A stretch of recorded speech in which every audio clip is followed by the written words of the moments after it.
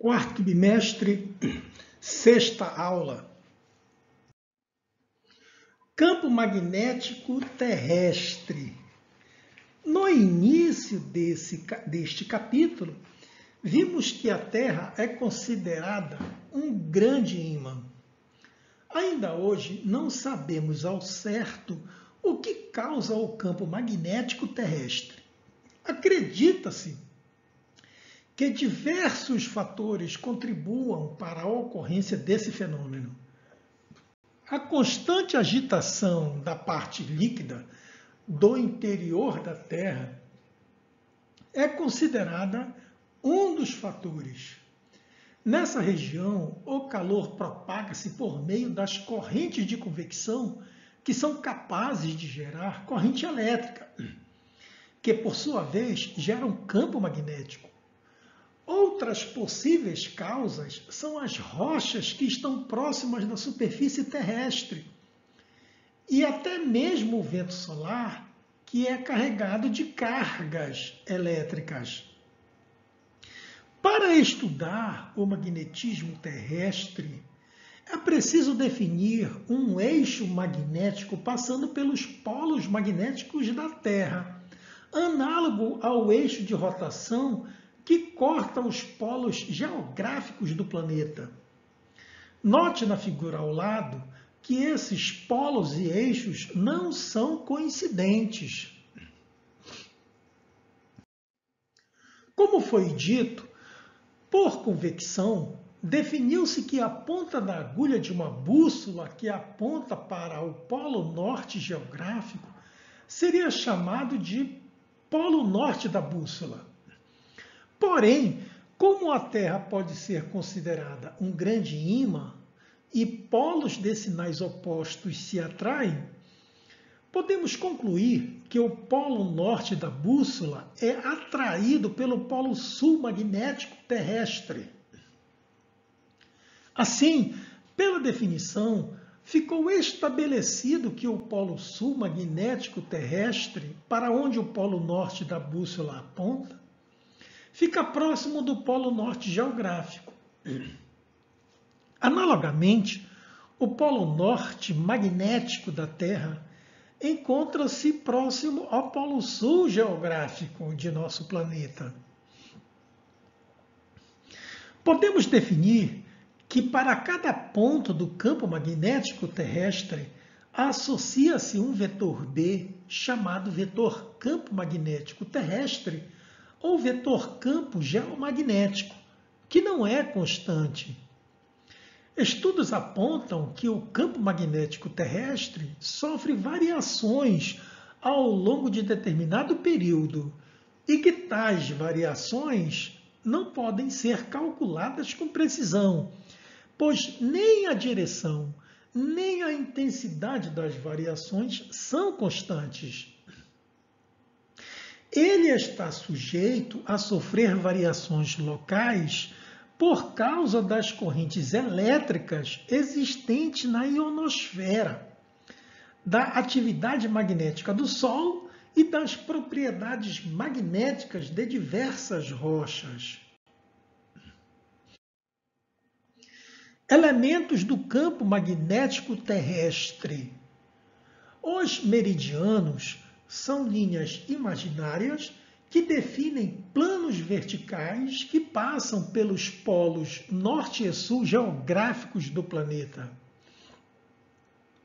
A agulha de uma bússola se posiciona na direção do vetor campo magnético do planeta.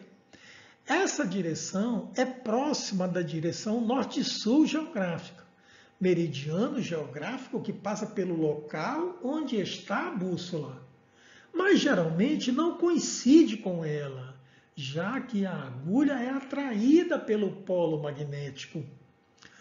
O plano vertical que passa pela agulha é denominado meridiano magnético. O ângulo formado entre o meridiano magnético e o meridiano geográfico é denominado declinação magnética do lugar, φ. Note que Na primeira ilustração, observamos a agulha de cima. Assim, o ângulo entre as duas retas estava paralelo ao solo. Se colocarmos o plano da agulha da bússola na vertical, o ângulo θ que a agulha magnética faz com o plano horizontal de determinado lugar é chamado inclinação magnética do lugar. Você sabia?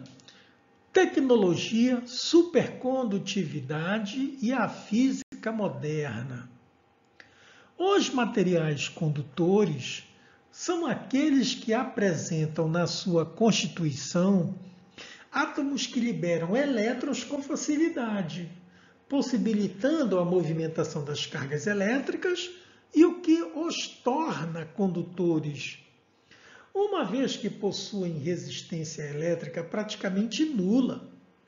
Já os materiais isolantes, como a borracha, o plástico, são aqueles que possuem dificuldade em liberar elétrons e movimentar cargas elétricas. No entanto, a classificação entre condutores e isolantes depende de outros fatores ao qual o corpo é submetido, como tensão e temperatura. Embora seja uma descoberta relativamente recente, de aproximadamente 100 anos, os supercondutores podem ser considerados um grande fator para o desenvolvimento das inovações tecnológicas. Isso se deve principalmente por apresentarem resistividade elétrica extremamente pequena, o que resulta em uma perda de energia por efeito Joule praticamente nula. Essas características tornam os supercondutores extremamente eficientes. Podemos nos perguntar então, por que eles não são utilizados em larga escala? Para responder a essa pergunta, é preciso saber que determinados materiais só passam a se comportar como supercondutores quando são submetidos a temperaturas muito baixas. No caso do zinco e do alumínio, por exemplo, essa temperatura corresponde a 0,88 Kelvin e 1,19 Kelvin, respectivamente. Manter esses materiais nessas temperaturas é muito difícil. Para vencer esse obstáculo, foram desenvolvidas novas técnicas de laboratório visando resfriar materiais a temperaturas próximas do zero absoluto e investigar nessas condições como ocorre a mudança da capacidade de conduzir eletricidade. Esses estudos revelaram, por exemplo, que o chumbo e o mercúrio, abaixo de uma determinada temperatura, conduzem eletricidade sem resistência. No decorrer deste século, outros materiais supercondutores foram descobertos ou desenvolvidos sinteticamente, possibilitando a produção de cerâmicas que, a temperatura de 90 Kelvin, apresentam a característica de supercondutividade. As aplicações tecnológicas dos supercondutores são diversas. Entre elas, o desenvolvimento de novos equipamentos na área médica e o transporte de alta velocidade. Exercícios resolvidos. Exercício de número 3. Imagine que você está na Lua. Lá você conseguiria se orientar com uma bússola? O que aconteceria com a agulha da bússola? Resolução: não. Não haveria posição de equilíbrio para a agulha magnética, pois a Lua não possui campo magnético. Se não houvesse atrito entre a agulha e o eixo da bússola, ela permaneceria girando ao redor do eixo indefinidamente. Exercício de número 4. Na figura estão representadas algumas das linhas de campo magnético de um ímã em forma de barra. Determine os polos norte e sul desse ímã e o sentido do vetor campo magnético B. Resolução.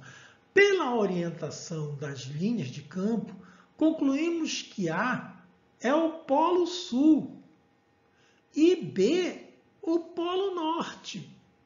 Já o sentido do vetor campo magnético é o dado pelo vetor tangente de B em cada ponto das linhas de campo. Exercício de número 5. Além da variação da posição dos polos magnéticos terrestres, como ocorre a variação temporal do campo magnético terrestre? Resolução. A intensidade do campo gravitacional da Terra também passa por oscilações ao longo do tempo. Pequenas alterações são devidas à influência do Sol e à incidência de raios cósmicos na alta atmosfera. Variações mais drásticas, como a inversão dos polos, são provavelmente causadas por alterações das correntes no interior da Terra. Atualmente, admite-se que ocorreram entre 4 e 5 inversões nos últimos 10 milhões de anos, sendo a última há aproximadamente 780 mil anos.